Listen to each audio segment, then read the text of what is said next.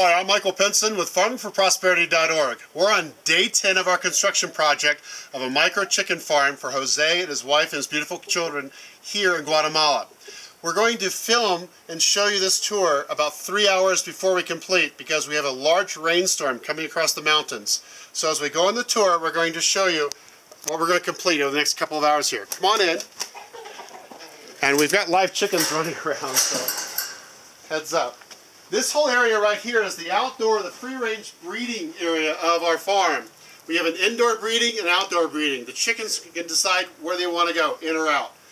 Outside, we're going to have 14 additional nests built in about 3 or 4 hours, providing we don't get rained out over here after we do the filming.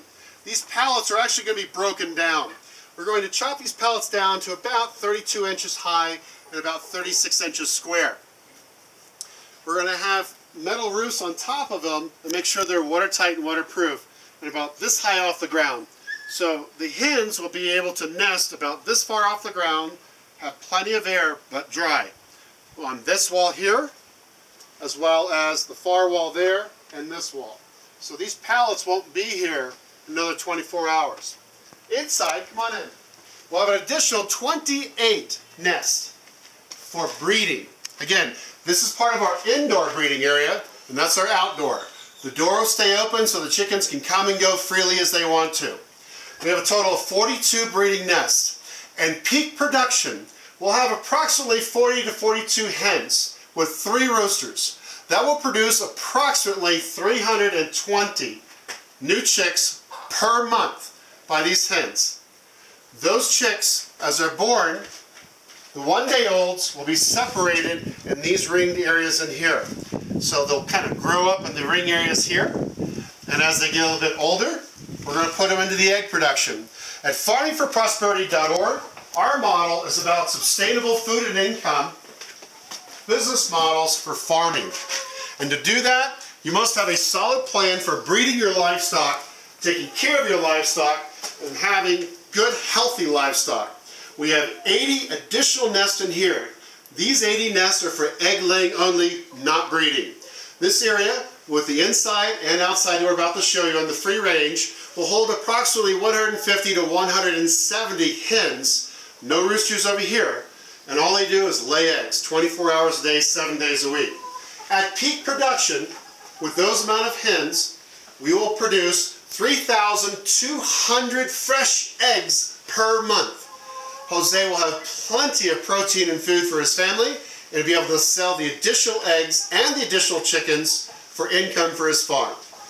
Outside, we wanted to make sure the chickens were happy, so we made sure we had nice sturdy perches indoors and outdoors. We're very, very proud of this.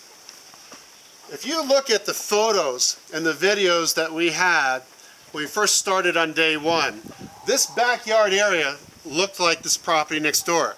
Now Jose's mom actually lives next door, and thank God she actually has power with a pump with fresh water.